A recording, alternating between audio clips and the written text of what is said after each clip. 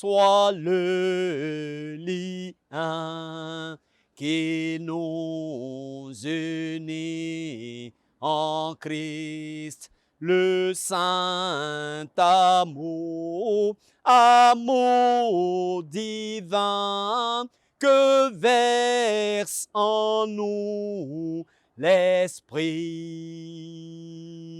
Béni soit le lien qui nous unit en Christ, le saint amour, l'amour divin que verse en nous l'Esprit. Oui, fidèles téléspectateurs, Dieu fait grâce, nous sommes encore présents pour découvrir les auteurs de nos cantiques. Oui, c'est un travail, c'est une œuvre d'exhumation de ceux qui ont écrit il y a de cela 1000 ans pour certains des cantiques, 1200 ans pour certains. Oui, pour toutes ces personnes qui ont écrit, qui nous ont laissé ces merveilleux témoignages. C'est une manière pour nous de voir que nos devanciers dans la foi, ils ont vécu des situations difficiles, ils ont vécu des situations dramatiques, ils ont vécu des situations pénibles, rarement joyeuses, mais ils ont trouvé dans ces difficultés, ils ont puisé dans leur foi en Jésus-Christ, le Sauveur de la vie, pour nous donner ces merveilleux cantiques. Alors, béni soit le lien qui nous unit, béni soit le Seigneur qui permet que je sois sur votre petit écran, dans vos maisons. Béni soit le Seigneur qui rend ce moment possible.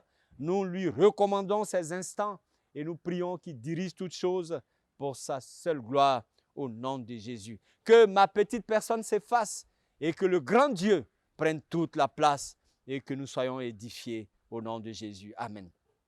Alors le cantique d'aujourd'hui, béni soit le lien qui nous unit en Christ, le saint amour, l'amour divin que verse en nous l'Esprit. Alors ce cantique est tiré du livre de Actes des Apôtres au chapitre 4, le verset 32 qui dit « La multitude de ceux qui avaient cru n'était qu'un cœur et qu'une âme. Nul ne disait que ses biens lui appartenaient en propre, mais tout était commun entre eux. » Voici ce merveilleux cantique tiré des recueils Arc-en-Ciel, ARC donc, au numéro 524, le recueil À toi la gloire, au numéro 187, le recueil Chant de victoire, au numéro 279, le recueil Gloire à Dieu, au numéro 188, le recueil Jeunesse en mission, au numéro 111, et Sur les ailes de la foi, au numéro 166.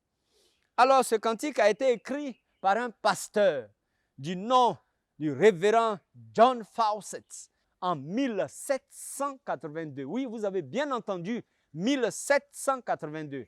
Le révérend John Fawcett est né le 6 janvier 1739 à Lidget Green, à Bradford, en Angleterre. Il était orphelin à 12 ans. Il a appris à lire à la lumière de bougies. Voici un révérend pasteur. Il a appris à lire à la lumière de bougies et il a étudié avec hargne pour améliorer son niveau intellectuel. C'est donc un self-made man ou bien un autodidacte.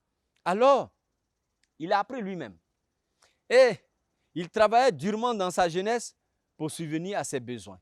Il travaillait 14 heures par jour.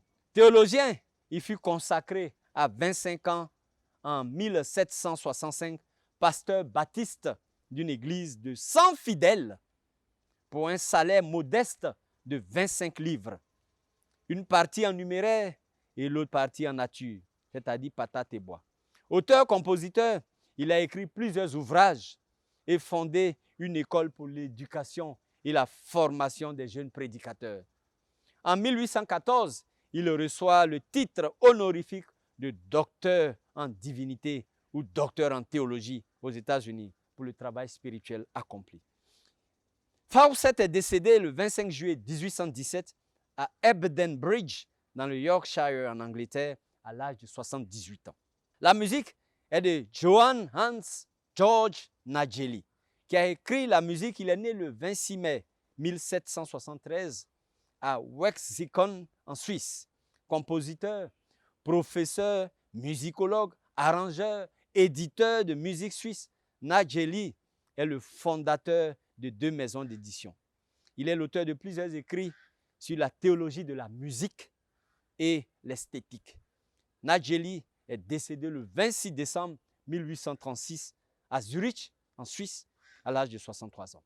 Alors, fidèles téléspectateurs, écoutez bien l'histoire de ce merveilleux cantique.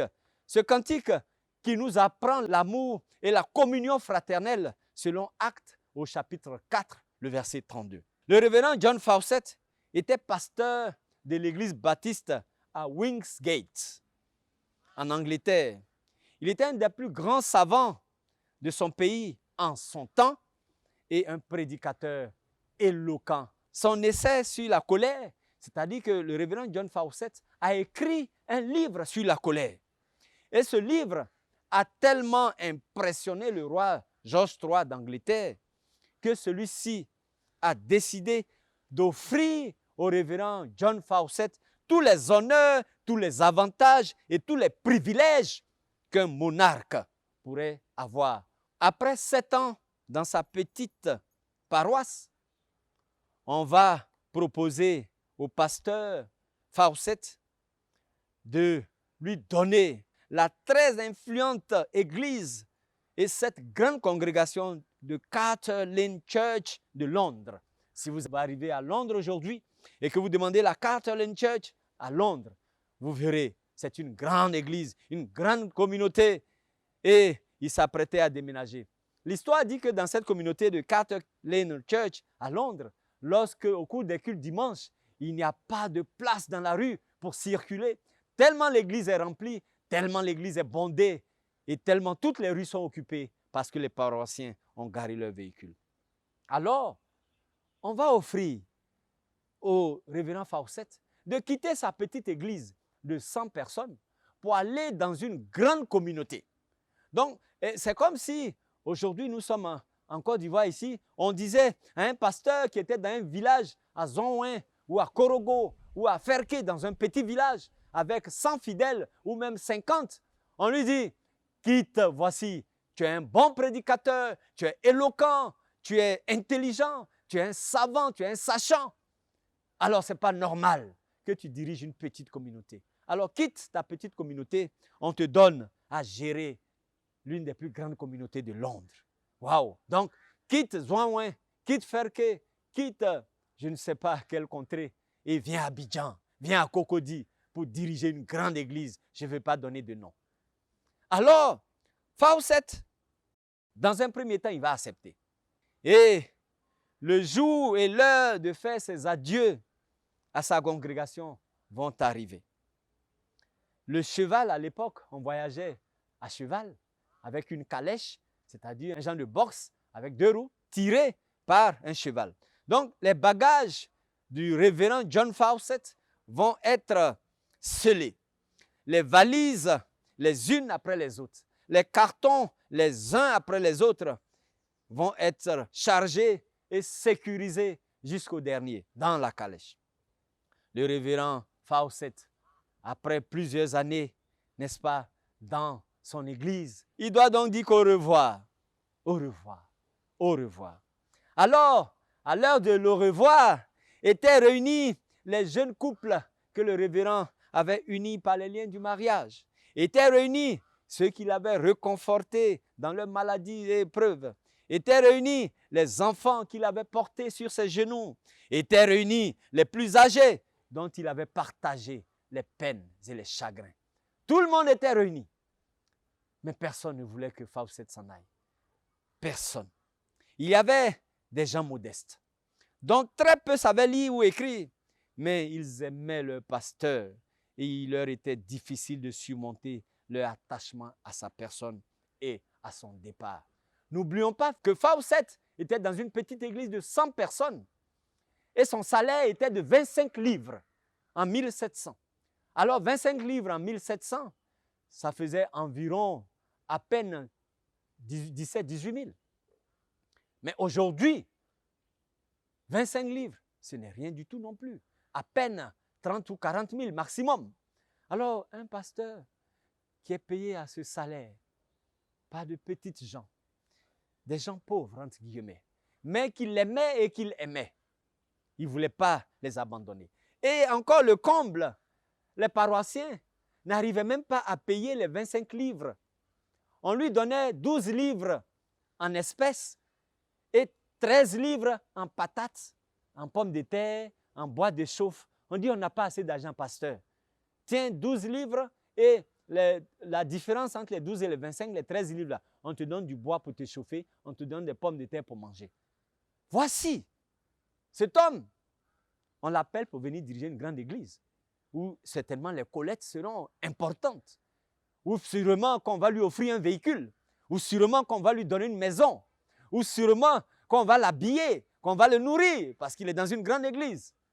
Mais cet homme, Fawcett, pendant qu'il a scellé tous ses bagages pour partir, sa femme va commencer à pleurer. Elle va dire, chérie, c'est trop dur de laisser ces pauvres gens. Et une voix du milieu de la foule va se faire entendre. Ne nous laisse pas, Fawcett. Ne nous laisse pas, pasto, comme on dit chez nous. Ne nous laisse pas, pasteur. Ne nous abandonne pas, s'il te plaît. Nous t'aimons tant et nous savons que tu nous aimes. Ne nous abandonne pas.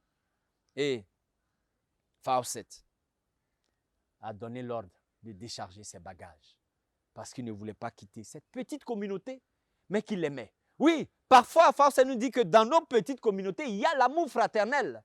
Parce que nous nous connaissons, nous nous supportons, nous nous entraidons. Mais que se passe-t-il, nous dites, dans nos grandes communautés? Fawcett a refusé de partir. Et il est resté pendant 54 autres années jusqu'à sa mort en 1817. Voyez-vous, il a refusé un grand poste qu'on lui donnait. Il a refusé le poste de président de l'Institut de théologie baptiste à Bristol. Il a refusé la plus grande église, la Charter Lane Church de Londres. Il a refusé. Pourquoi? Pour l'amour de sa petite communauté, pour l'amour de ses petites gens, pour l'amour de ses enfants qu'il a vu grandir, pour l'amour de ces couples modestes qu'il a unis par le lien du mariage, pour l'amour de ces vieux dont il a partagé les peines et chagrins, pour l'amour de ces jeunes gens qu'il a portés sur ses genoux. Pour cet amour-là, pour cette communion fraternelle qu'il avait en toute sincérité avec sa congrégation, il refusa de partir et il a décidé de rester 54 autres années. Il est resté parmi sa congrégation. Il a aussi décliné tout ce que le roi Georges III lui offrait. Georges III lui a dit, ce n'est pas normal, tu es intelligent, tu es savant, tu es sachant. Je te donne tout ce qu'un roi peut mériter. Mais Fawcett va dire, après commentant lui-même cet incident, je n'ai besoin de rien qu'un roi puisse offrir, aussi longtemps que je vivrai parmi les gens que j'aime. Alléluia. Voici les paroles de Fawcett. Ces gens modestes dont le dévouement fut une source d'inspiration pour écrire le célèbre cantique. Pour célébrer l'événement, il a écrit « Béni soit le lien qui nous unit ». Fidèles téléspectateurs, l'exemple du révérend Fawcett devait nous édifier. Il nous dit, nous qui luttons pour un poste dans l'Église, au lieu de servir le Seigneur. Nous qui nous servons du Seigneur pour atteindre nos objectifs personnels, au lieu de servir le Seigneur.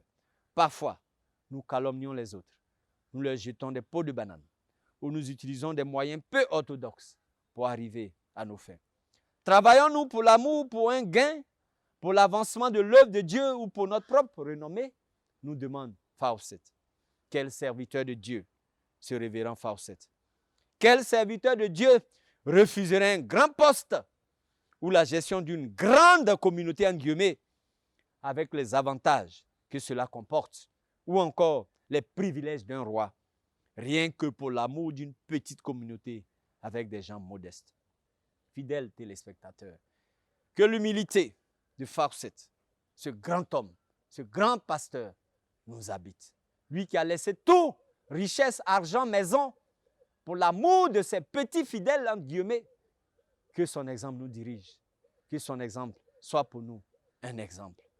Béni soit le lien qui nous unit en Christ, le saint amour, l'amour divin que verse en nous l'Esprit. Que l'amour de Dieu soit le lien qui nous unit. Que l'amour de Dieu soit le lien véritable qui nous unit dans nos congrégations et non des considérations matérielles ou matérialistes. Que Dieu nous garde, fidèles téléspectateurs, et d'ici à la prochaine fois, soyez bénis au nom de Jésus. Amen.